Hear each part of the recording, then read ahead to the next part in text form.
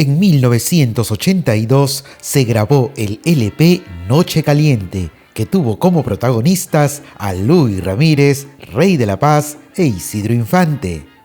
Pero también jugó un papel clave Yanni Figueras, una joven productora quien en esa época trabajaba para el sello Catel. Hoy, en Salserísimo Perú, David Rodríguez, técnico de grabación de este famoso álbum, nos comparte detalles de este episodio histórico en la salsa. Además, nos habla de su valiosa amistad con Jorge Millet y también de cómo una vez Héctor Lavoe fue productor de un disco por pedido de Ralph Cartagena. Obviamente, el crédito del cantante, debido a su vínculo con Fania, no apareció.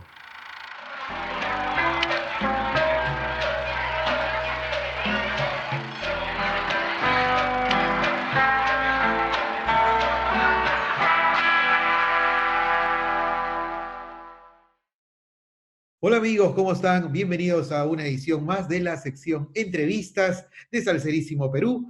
Permítanme presentarles ahora a una personalidad de la grabación, de estos momentos tan especiales que ocurren justamente cuando uno va a grabar un LP. Él se llama David Rodríguez y él estuvo a cargo de lo que fue el lanzamiento, esta primera edición de Noche Caliente. Luis Ramírez, Isidro Infante, Rey de la Paz, y estos primeros momentos de la salsa romántica. Bueno, hace algunas semanas entrevistamos a La Palabra, otro músico de larga trayectoria, y él contaba que él había grabado primero Todo se derrumbó. Seguramente fue así, fue unos meses antes, él también tiene ahí sus pruebas y todo. Pero queremos saber qué ocurrió con Noche Caliente y cómo es que Luis Ramírez le dice, o Isidro Infante le dice, vamos a grabar Noche Caliente. ¿Qué recuerda de eso? Bueno, saludos y saludos a todo el público que ve su programa. Bendiciones de parte mía. Fui el técnico de grabación y curiosamente pues me di a la tarea de buscar la carátula del disco, tanto del frente y atrás, y realizo ahora, después de tantos años, que la carátula prácticamente carece de información que hoy día pudiéramos decir es sumamente importante tener, que son los créditos. Y para mi sorpresa, los únicos créditos que aparecen son los de Luis Ramírez, los de Johnny Figueras, quien fue la productora de este álbum de parte del sello Catel, y mi persona, David Rodríguez, como técnico de grabación en los estudios Latin Sound, que en aquel entonces pues era propiedad de alguien que es sumamente reconocido en todo Estados Unidos, el señor Raúl Alarcón Padre, quien comenzó lo que se llama hoy día la empresa Spanish Broadcast System y que se ha convertido en todo un conglomerado de estaciones en todas partes de Estados Unidos y no sé hasta dónde también dentro del mundo latino. Pero el punto es que esto se hizo en ese estudio de grabación Latin Sound, que era un estudio, por decir así, un segundo estudio dedicado a la música latina, en particular música tropical, lo que ya se conocía como salsa en aquel entonces, ya que La Tierra Sound le pertenecía al sello Fania, y Fania, pues, lógicamente, por la cantidad de artistas que tenía, pues grababan precisamente en la tierra, y la gran mayoría de los productores, músicos, arreglistas que trabajaban con Fania, cuando ellos hacían sus producciones independientes, pues precisamente buscaban a Latin Sound para poder hacer sus producciones. Y en este caso, Luis Ramírez ya venía haciendo producciones en Latin Sound. Yo estuve trabajando en Latin Sound desde 1979 hasta 1984. John Fausti era su técnico principal, entre otros técnicos que trabajaron. Decir que Luis Ramírez me abordó a mí, bueno, abordó al estudio, a Raúl Alarcón, para separar las fechas. Y claro, como ya veníamos haciendo otras producciones, lo que sí me acuerdo fue que Luis Ramírez, en una de las grabaciones que estábamos haciendo antes a Noches Calientes, vino y se sentó conmigo y me dijo, mira, David, me han abordado para hacer una producción, es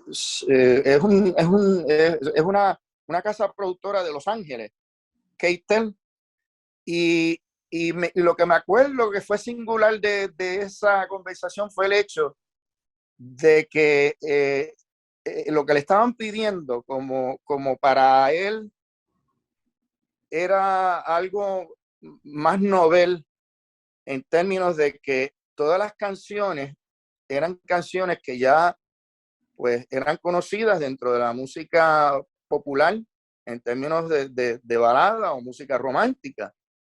No es que esto fuera tan novel, es que para los efectos en ese momento de la historia, eso no, como que era, se grababa una o dos canciones, por aquello de tener lo que se llamaba un bolero, el estilo de música bolero, y pues era una o dos canciones como máximo dentro de una producción. Pero aquí estábamos hablando, y por lo general el tempo de las canciones eran lentos. ¿Ves? En este caso se da el factor de que las composiciones iban a tener un ritmo mucho más movido y entonces pues Luis me presentó esa idea, como quien dice, buscando opinión, que tú crees, debo de tomar la tarifa fija, debo de tomar lo que se llama el acuerdo para regalías, porque la verdad que no había un antecedente que pudiera demostrar que un proyecto de esta naturaleza pudiera tener el éxito que se dio en ese aspecto. Eh, sí me acuerdo de que la grabación fue un evento porque reunió en aquel momento dado los grandes músicos que grababan en esa producción. Eh, tengo unos archivos que yo pudiera a lo mejor ver si dentro de las bitácoras donde yo ponía quien yo estaba grabando en aquel entonces pudiera decirme qué músicos pudiera estar. Me has mencionado Isidro y precisamente estaba pensando que Isidro muy bien podía haber sido parte de esta producción. Y claro, me ayuda a tener pedacitos. Sé que estuvo envuelto Rey de la Paz, sé que estuvo envuelto Piro Romero, el hermano de Tito Allen, también estuvo envuelto el Canario, y si no me equivoco se me escapa un cantante más ahora mismo, no, me disculpan. O sea, Rey de la Paz, Rey de la Paz. Rey de la Paz, efectivamente, Rey de la Paz. Claro. Y por tanto, sé que la producción, o sea, los músicos que trabajaron en ella, era lo que llamamos pues la crema de los músicos en Nueva York, porque precisamente Keitel pues quería hacer una producción por todo lo alto. Uh-huh. Tengo una leve recolección de haber, creo que esta persona quien tiene, porque tenía una orquesta Versailles, Palabra. La Orquesta Versalles, sí, sí. Y el músico Sí, era La Palabra, Fito Foster, sí, cantante, sí. compositor. Creo haberlo visto al comienzo de esta producción, Uh-huh. pero no puedo, o sea, me disculpan, estamos hablando cuántos años ya. Esto fue Sí. para el 82. Sí, nosotros, bueno, lo entrevisté a La Palabra. Él no me contó que estuvo en esta grabación, ¿no? Lo que él Ah, me no contó lo que él recuerda es que él estaba en Los Ángeles, él graba, todo se derrumbó, que conoce a Gianni Figueras, y Gianni le uh-huh, dice, oye, hay que hacer un álbum, ¿qué te parece uh-huh, si lo que estás haciendo está muy chévere? pero él justo a él le sale un trabajo con Stevie Wonder. Y él dice, la salsa y Stevie Wonder, que estaba lleno de éxito, me voy con Stevie Wonder. Pero Bueno, Jenny lógico, Figueras, lógico. Jenny Figueras se queda con ese deseo había visto seguramente el foco ahí, y Ujú. seguramente va y busca a Luis Ramírez, le propone la idea y ya sale con Luis Ramírez. Lo que ocurre, bueno, vuelvo y digo, yo no sé, quizás a lo mejor fue que hubo en algún otro momento, no necesariamente en esta producción, donde él pasó por los estudios. Lo que volviendo de nuevo a Luis Ramírez, lo que sí, pues me acuerdo, es que él no estaba muy seguro de que esta producción iba a tener el éxito que tuvo. Y Ah, se refiere a Luis. a Luis Ramírez, sí, o Ah, sea, sí. Luis en ese momento, en esa conversación, que sí me acuerdo que la tuve con él, este, eh, expresaba como que, caramba, tú sabes, y era más bien en términos por lo que le estaban ofreciendo, ¿sabes? ¿Debo de tomar el pago fijo o debo de tomar la regalía? Eh, entiendo que él terminó tomando la tarifa fija Ujú. en el asunto, eh, y para la sorpresa, pues resultó ser que Keitel, que una vez más ya teniendo la maquinaria que tenía para promocionar, promocionó este álbum por todo lo alto, no tan solo en Estados Unidos, sino por toda Latinoamérica. Y demás está decir que el álbum se convirtió en un fenómeno que, si no me equivoco, no se había dado desde que Rubén Blades y Willy Colón había sacado Siembra. Año 78 y 4 años Sí, después, año 82, entonces hay otra explosión discográfica con esto. con esto precisamente. Y por lo tanto, surge a raíz de ahí en adelante pues, ese movimiento donde comenzamos a ver cantantes de música tropical cantando pues música romántica dentro del estilo movido. Sí. Y por tanto, lo que me puedo acordar de esa producción fue que fue una producción muy bien cuidada. Yo creo que uno de los mercados que ellos estaban buscando penetrar con este proyecto era España. Ujú, ujú. Y si más no recuerdo, creo que lograron hacerlo. Ahora, si fueron en vivo o no, ahí desconozco una vez más. Isidro sería la persona para indicarnos esto de ella. Sí, David, ¿y cómo era Yanni Figueras? ¿Cómo era ella? ¿Era una persona que se metió mucho en la grabación? ¿Estuvo o no estuvo en la grabación? ¿Usted la conoció? Por lo que puedo acordarme, hasta ese momento yo no creo que ella hubiese hecho producción anterior a esta. Yo entiendo que esto fue uno de esos fenómenos que se dan, de estas ideas que es como que porque a nadie se le hubiese ocurrido antes. Me sigue. Pero así como indiqué acerca de Luis Ramírez, que estaba indeciso de cómo él iba a aceptar esta producción, si cogerlo como con regalías o tarifa fija, se daban todas las preguntas. ¿Será esto un éxito? O sea, acordémonos que en la música esto es así. Ujú. O sea, hay producciones que se han hecho que todo el mundo apuestan hasta sus residencias a que va a ser un super éxito, y para sorpresa el público simplemente pues no le dio, ¿verdad?, el aval que se hubiese esperado. Y Johnny pues básicamente dejó que Luis Ramírez tuviese la batuta. David, ¿y cómo se grababa en esa época? Entendemos que ya se grababan todos juntos. ¿Fue toda la banda a grabar o fueron la línea de vientos por un lado, luego la percusión? ¿Se acuerda un poquito de eso? El estudio de Latin Sound era lo suficientemente amplio para grabar lo que se llama la sección de percusión en conjunto con el piano y el bajo. Ujú. Eso podemos decir que era en vivo. O sea, los tres percusionistas, timbal, conga y bongo, pianista y bajo, se grababa todo a la vez. Usualmente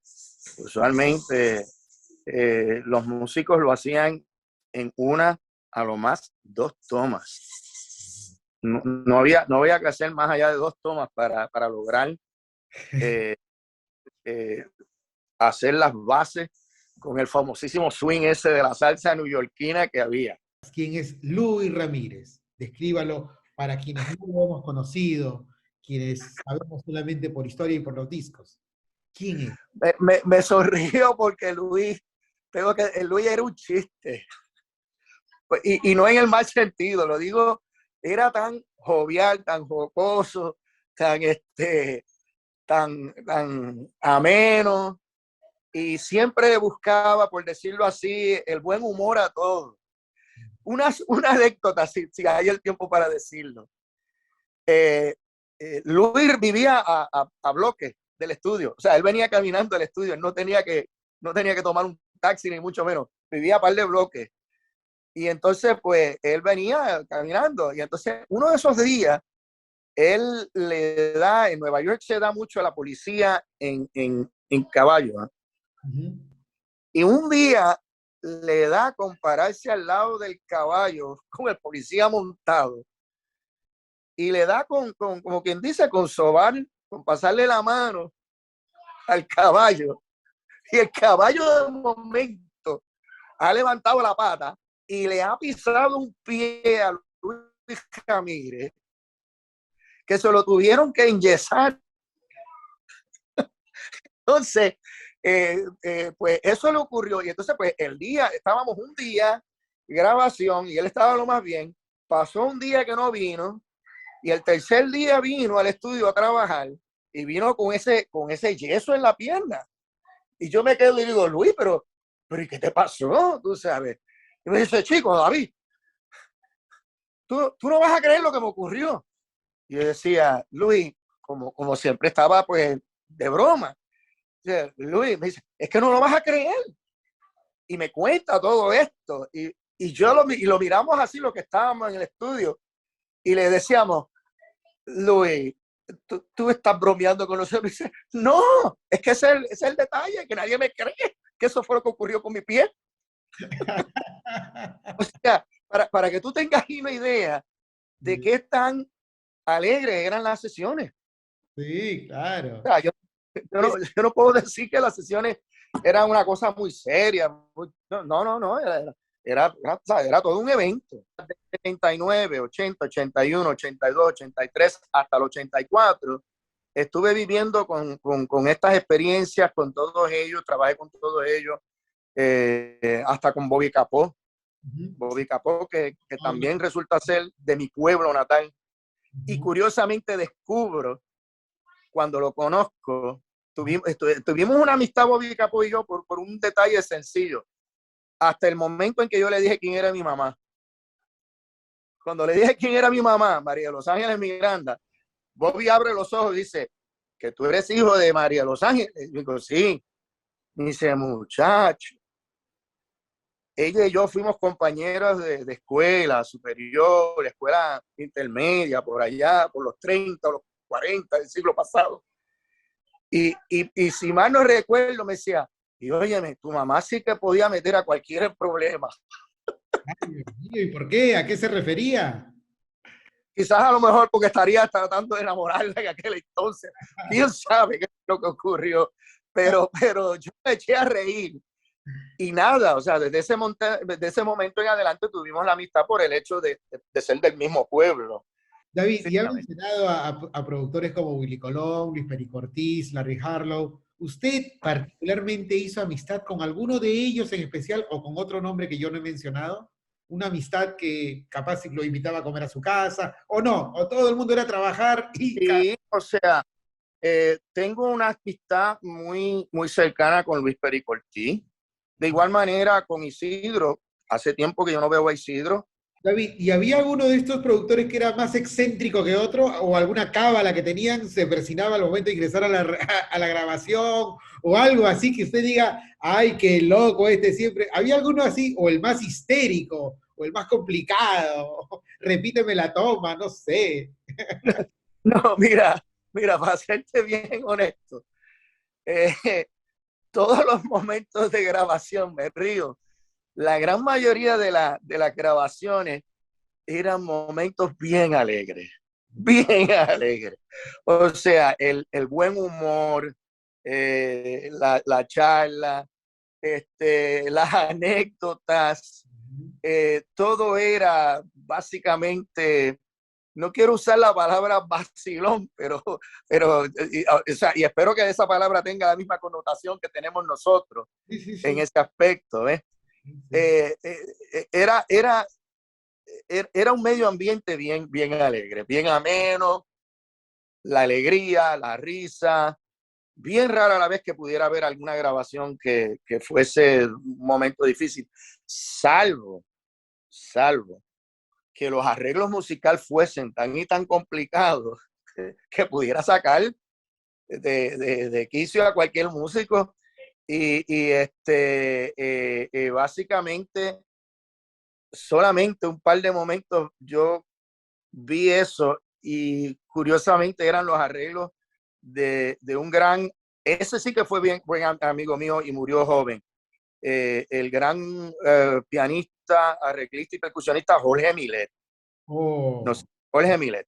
claro. Jorge Milet sí que era serio, ya que menciona personas excéntricas y curiosamente hicimos una amistad, comenzamos en Puerto Rico, de hecho, tengo que darle gracias a Dios por Jorge Milet, porque fue Jorge Milet quien me puso a mí en el mapa en Nueva York. Ujú. Comenzamos unas 3 producciones en Puerto Rico, perdón, este, y el sello disquero quiso mezclarlas en Nueva York, justamente en Latin Sound. Y entonces, pues, Jorge Milet pidió que yo fuese el técnico de principio a fin de esas grabaciones. O sea, David la está grabando, David las termina. Jorge Miller era exigente. Y a la misma vez que era exigente, sus arreglos también Sí. era, eran de reto, en particular para los músicos de viento. Entonces, es más, la razón por la cual Jorge Miller y yo conectamos fue porque en una de las grabaciones que él hizo, eh, porque yo estudié música formalmente, tengo mi bachillerato en música y maestría en neurociencia y educación. Y ya yo había completado mis estudios musicales en aquel entonces. Y entonces, entre uno de los arreglos que estuvimos grabando en un momento dado en Puerto Rico, yo le digo, caramba, Jorge, tu arreglo musical en esta producción me da referencias del compositor alemán Karl-Heinz Stockhausen. Ya. Stockhausen. Los que saben de música o historia de música saben que Stockhausen es non plus ultra en lo que se refiere a música contemporánea, música avant-garde en el Ajá. mundo, hasta el siglo pasado que murió. Jorge se sorprendió cuando yo le dije eso. Me dice, ¿cómo es que tú me dices? Me dijo, sí, tus arreglos. Al otro día él vino con uno de los libros acerca de la vida y trabajo de Karl-Heinz Stockhausen. Y, y para él eso fue, o sea, esa fue la conexión entre él y yo, que él dijo, no, yo te quiero a ti como mi técnico de grabación. Y fue ese periodo donde yo con Jorge comencé a conocer a la gran mayoría de los músicos muy reconocidos de la salsa. ¿Y se cruzó con Héctor Lavoe alguna vez en alguna grabación o no? En Nueva York, una sola vez tuve la oportunidad de trabajar con Héctor Lavoe, quien Ralph Cartagena le pidió que le produjera a un cantante joven, que se me escapa su nombre en estos momentos, que estaba comenzando en Nueva York, tenía su orquesta también, y Ralph Cartagena le pide a Héctor Lavoe que, que, que le dirija la producción. Pero qué interesante lo que dice, porque para muchas personas, Héctor Lavoe, por los problemas personales que tenía o, etcétera, o ese desorden, no era capaz de armar una producción. Para muchas personas, pero para otras personas sí era capaz. Puedo dar fe porque esta producción se hizo Chewy. Chewy era el cantante, José Chewy. José Chau. José Chewy, sí. Y me consta que Héctor Lavoe, cuando se hizo esa producción, estuvo en todo su sentido. O sea, no, yo personalmente nunca vi a Héctor bajo la influencia mientras estuvo haciendo esa producción. ¿Y qué sensación le dejó en su comunicación? ¿Era muy exigente, detallista, pedía algo en especial que otros no, o era igual que todos? ¿Algo en especial que recuerde?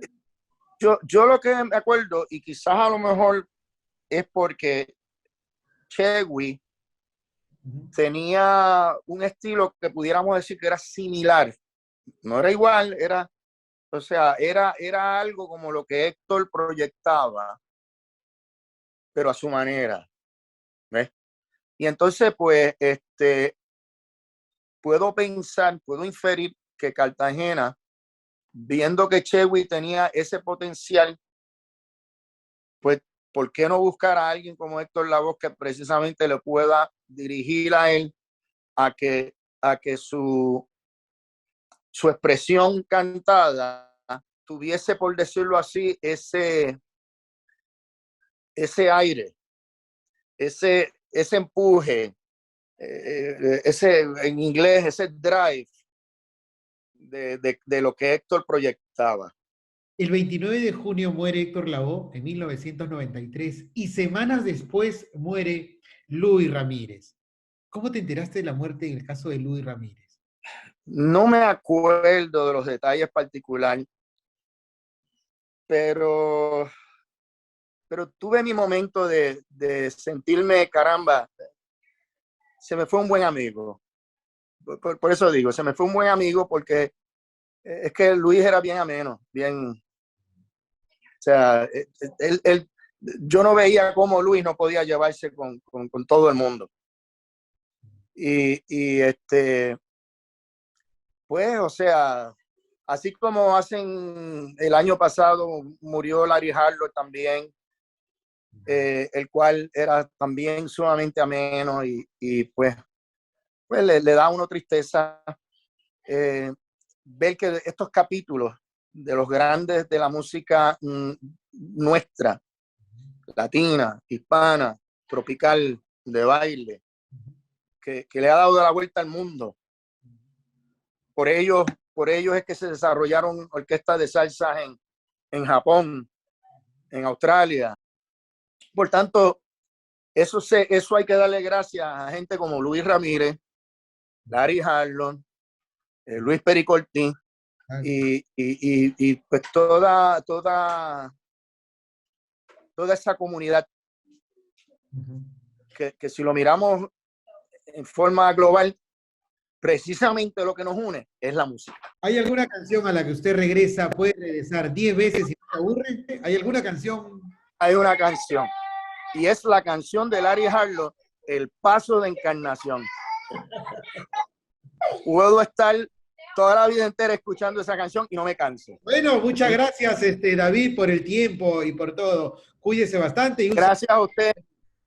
Disculpe que terminamos con la crisis que tengo aquí del niño, pero el placer es mío. David, gracias. Dios me lo bendiga. Hay que ponerle el paso de encarnación. Bueno, sí, por favor. Me despiden con eso. Gracias, Dios me lo bendiga, Dios bendiga a su público y aquí a la orden siempre, ¿ok? Cuídese. Bye bye.